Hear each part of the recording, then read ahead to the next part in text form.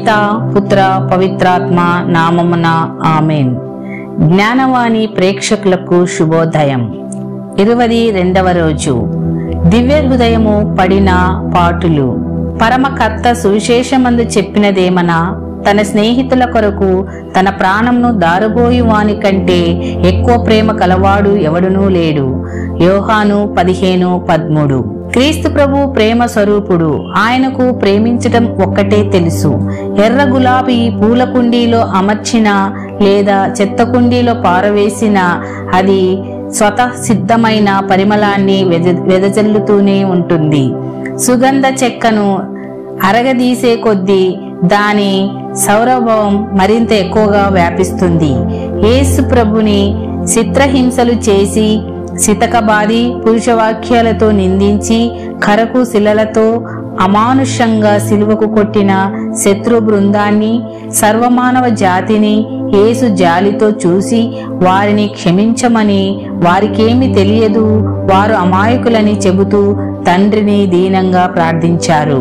ఒక నేరస్తునిలా వ్రేలాడిన యేసుక్రీస్తు హృదయం తనను సిలువకు కొట్టిన వానిని చూసి విలపించింది.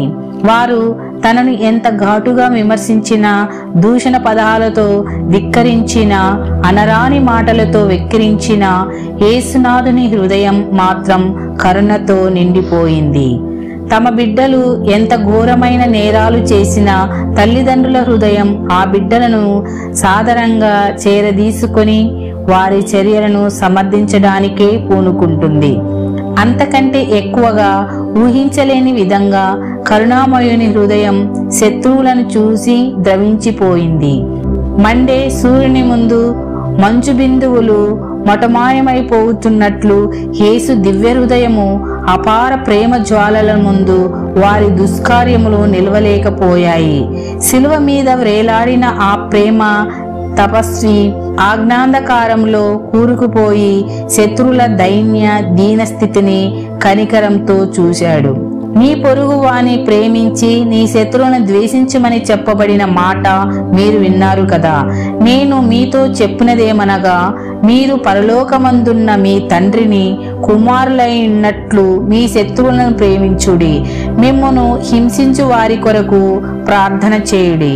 మత్తయి 5:43-45 వరకు.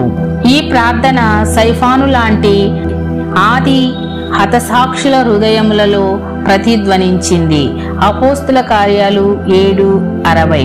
తనను రాళ్లతో కొట్టి చంపుతున్నప్పుడు సైఫాను భక్తితో మోకరించి, ఈ పాపపు వీరిపై మోపకుము అని తండ్రిని వేడుకుంటూ శ్వాస విడిచారు. సుకృత జపము. ప్రేమాగ్నిలో రగులుకొని మండుచున్న యేసునాథుని దివ్య హృదయమా, మీ ప్రేమచే మా హృదయమును రగిలించండి. ఆమేన్. పితా పుత్ర పవిత్రాత్మ నామమున ఆమేన్.